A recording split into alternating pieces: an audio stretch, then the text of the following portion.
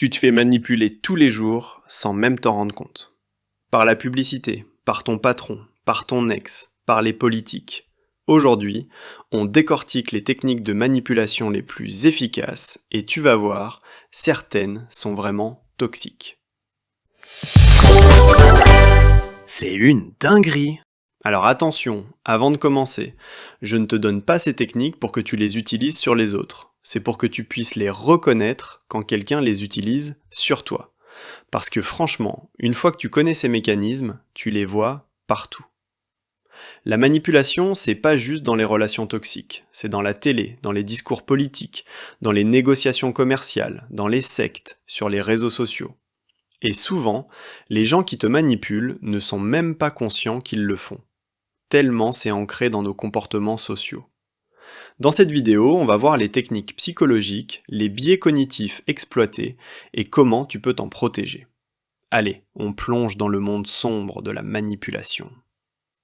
1. Le pied dans la porte. On commence par une technique hyper efficace, le pied dans la porte. Le principe est simple.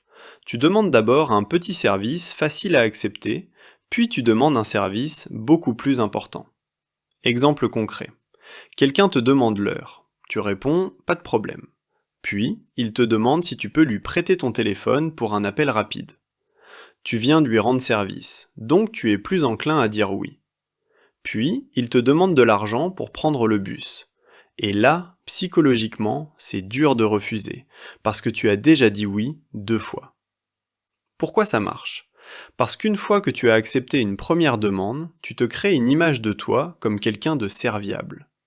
Refuser la demande suivante créerait une dissonance cognitive, comme une sensation inconfortable de contradiction interne.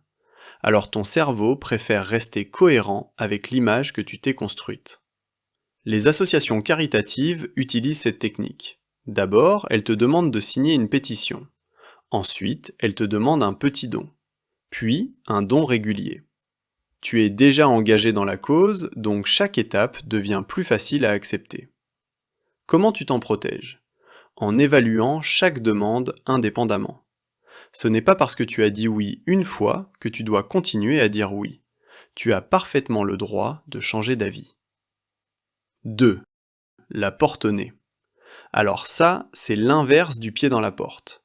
Tu commences par une demande énorme et clairement inacceptable. La personne refuse, évidemment. Puis, tu formules une demande plus raisonnable. Et là, par contraste, elle semble acceptable. Imagine, ton enfant ado te demande de sortir jusqu'à 3 heures du matin en semaine. Tu dis non, évidemment. Puis, il te demande s'il peut sortir jusqu'à minuit. Par comparaison, minuit semble raisonnable. Alors, tu acceptes. Pourtant, s'il avait demandé minuit directement, tu aurais peut-être dit 23 heures. Les vendeurs adorent cette technique. Ils te proposent d'abord un produit hors de prix. Tu refuses. Puis, ils te montrent un produit moins cher et tu as l'impression de faire une bonne affaire, alors qu'en vrai, c'est toujours trop cher. Pourquoi ça marche ? C'est le principe de réciprocité. Quand quelqu'un fait une concession, on se sent obligé de faire une concession en retour. La personne a baissé sa demande, donc tu te sens obligé d'accepter la version réduite. Protection. Demande-toi si tu aurais accepté cette proposition si elle avait été formulée en premier. 3. Le love bombing. Le love bombing, c'est une technique de manipulation affective ultra puissante utilisée dans les relations toxiques et par les sectes. Au début, la personne te submerge d'attention, de compliments, de cadeaux, d'affection. Elle te fait sentir spécial, unique, compris comme jamais. C'est intense, c'est grisant, c'est même trop beau pour être vrai. Une fois que tu es accroché émotionnellement, que tu dépends de cette validation, la personne commence à retirer son affection. Elle devient froide, critique, distante. Et toi, tu fais tout pour retrouver cette phase initiale magique. Tu acceptes des comportements inacceptables, tu changes qui tu es, tu négliges tes amis et ta famille. C'est un cycle. Période intense d'amour, puis retrait, puis retour de l'affection si tu te comportes comme la personne veut. C'est du conditionnement pur et dur. Les sectes utilisent exactement la même technique. Au début, tout le monde est ultra accueillant, bienveillant. Tu te sens aimé et accepté. Puis progressivement, ils isolent les membres, créent une dépendance émotionnelle au groupe. Comment reconnaître ça? Si une relation devient intense trop vite, si la personne te dit que tu es son âme sœur après 2 semaines, si elle veut passer tout son temps avec toi immédiatement, méfie-toi.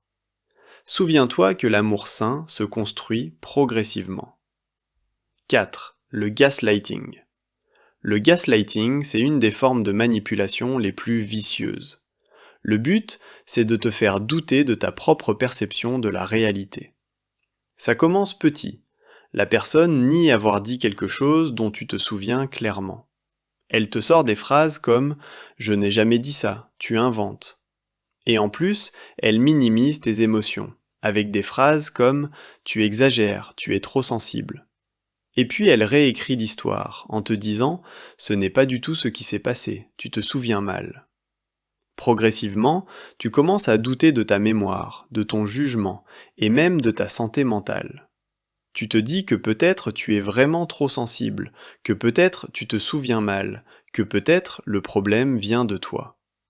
C'est insidieux parce que ça ne se fait pas en une fois. C'est une érosion lente de ta confiance en toi. Et une fois que tu doutes de toi-même, tu deviens complètement dépendant de la version de la réalité que l'autre personne te donne. Les manipulateurs utilisent aussi la triangulation. Ils te racontent que d'autres personnes pensent que tu es fou, que tu exagères. Même ta sœur dit que tu es parano.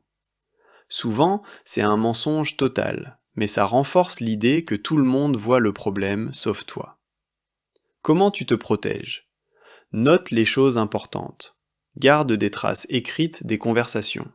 Fais confiance à ton instinct. Et parle à des gens de confiance en dehors de la relation. Si plusieurs personnes te disent que quelque chose ne va pas, écoute-les. 5. L'engagement et la cohérence. Une fois que tu t'es engagé publiquement sur quelque chose, même de manière minime, tu es psychologiquement poussé à rester cohérent avec cet engagement. Les vendeurs te demandent des petits engagements progressifs. Vous aimeriez économiser de l'argent, non? Évidemment, tu dis oui. Et vous aimeriez une meilleure qualité de vie? Oui. Alors laissez-moi vous montrer comment notre produit peut vous aider. À ce stade, refuser semble incohérent avec ce que tu viens de dire. Les sectes utilisent cette technique de manière extrême. Elles te font faire de petits actes qui vont progressivement à l'encontre de tes valeurs. D'abord, tu acceptes de mentir à ta famille sur l'endroit où tu passes ton temps. Puis tu acceptes de donner un peu d'argent. Puis beaucoup. Et à chaque étape, reculer signifierait admettre que les étapes précédentes étaient des erreurs. Et ton cerveau refuse cette dissonance. Donc tu continues juste pour rester cohérent. C'est aussi pour ça que les gens défendent parfois des positions absurdes sur les réseaux sociaux. Ils se sont engagés publiquement, donc admettre qu'ils avaient tort leur coûte psychologiquement. Protection. Rappelle-toi que changer d'avis face à de nouvelles informations n'est pas une faiblesse, c'est de l'intelligence. 6. La rareté et l'urgence. Tu as sûrement déjà vu, dans une pub ou dans une boutique, plus que 2 articles en stock, offre valable uniquement aujourd'hui, déjà 20 personnes intéressées par cet appartement. Tout ça, c'est de la manipulation par la rareté et l'urgence. Notre cerveau est câblé pour valoriser ce qui est rare. Si quelque chose est difficile à obtenir, on le veut encore plus. C'est un biais évolutif. Nos ancêtres devaient se dépêcher de cueillir les fruits rares avant que quelqu'un d'autre ne le fasse. Les marketeurs exploitent ce biais à fond.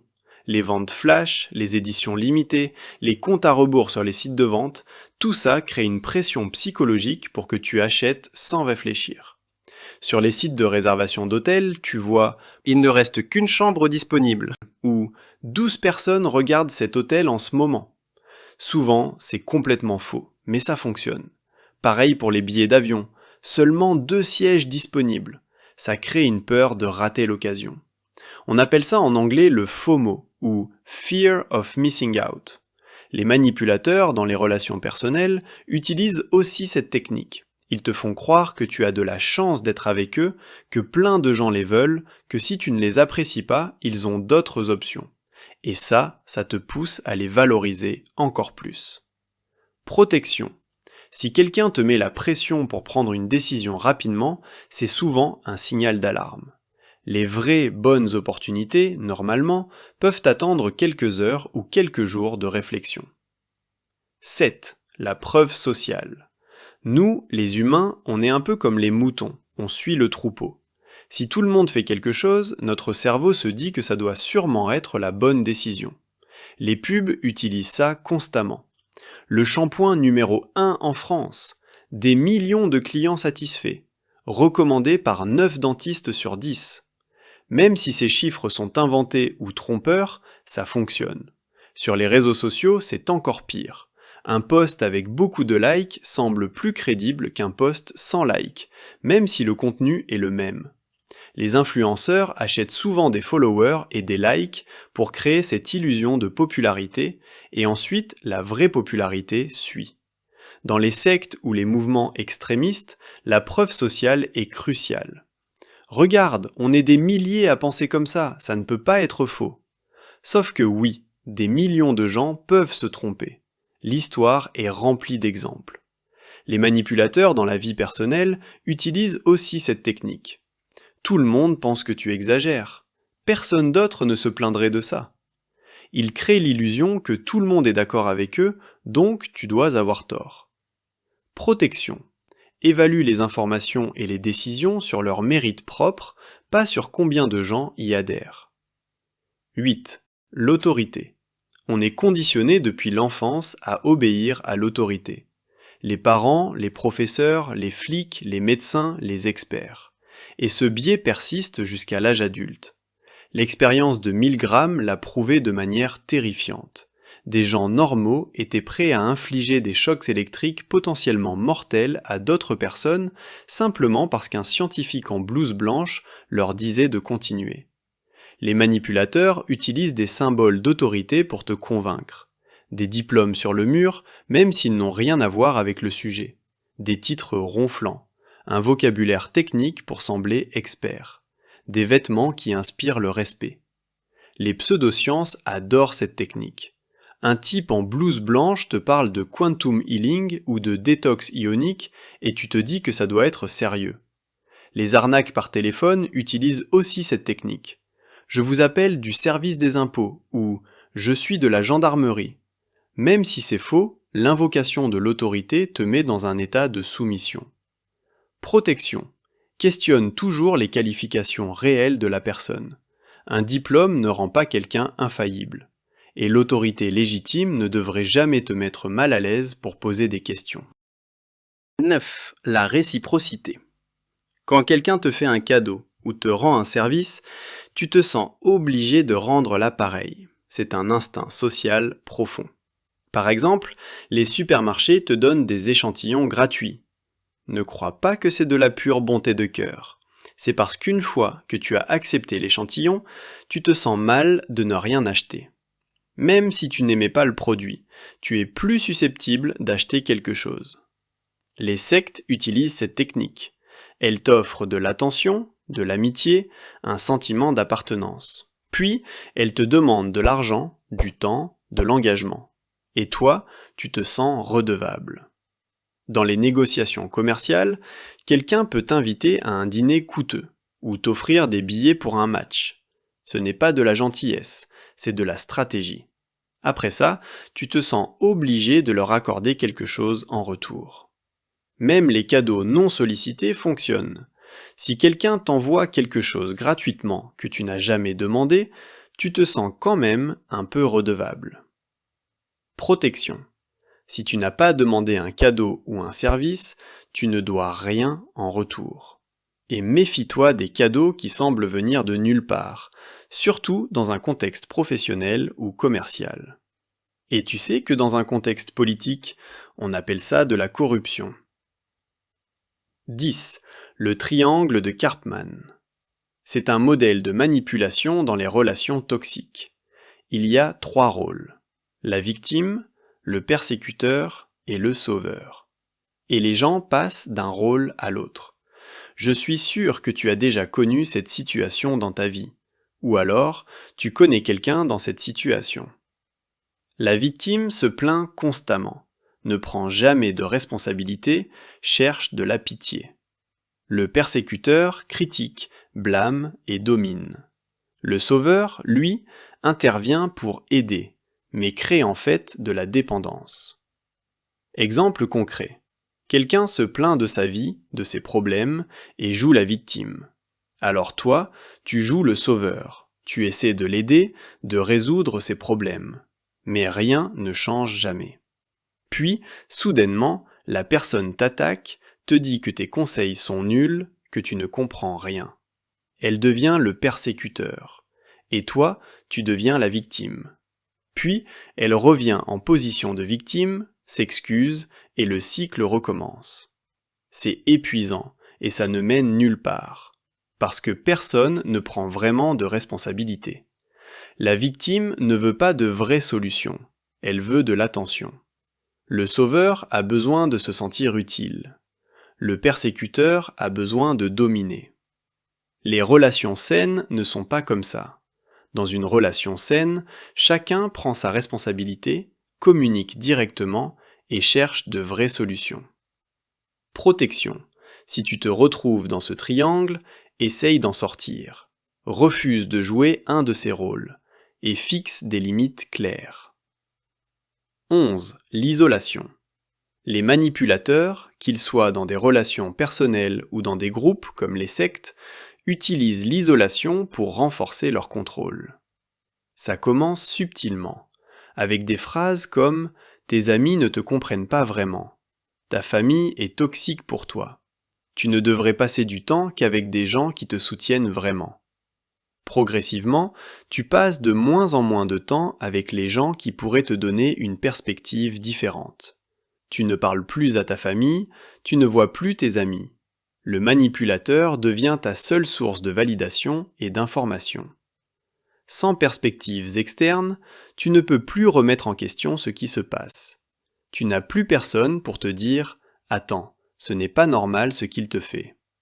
Tu es complètement dépendant de la version de la réalité que le manipulateur te donne. Les sectes font exactement pareil. Elles te coupent de ta famille, elles te font déménager dans une communauté fermée, elles contrôlent ton accès à l'information extérieure. Protection. Si quelqu'un essaie de te couper de tes proches, c'est un signal d'alarme majeur. Normalement, les relations saines t'encouragent à garder tes autres relations. Voilà, on a fait le tour des principales techniques de manipulation. Et franchement, c'est juste la surface. Il en existe des dizaines d'autres. L'ancrage, l'effet de halo, la technique du faux prétexte, la manipulation par la culpabilité, et j'en passe. Si tu veux une partie 2 pour en parler, écris-le en commentaire.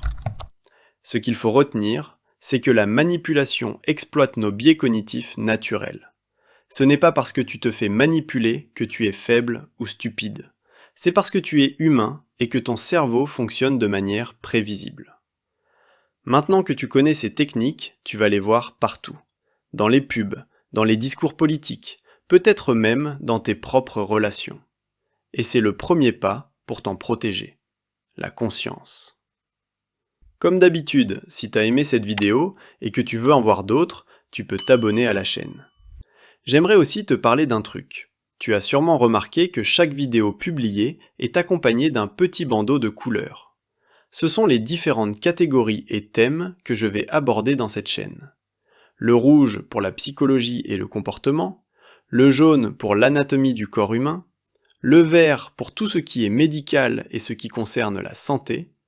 Tu peux retrouver ces vidéos classées par catégorie dans l'onglet Playlist sur cette chaîne.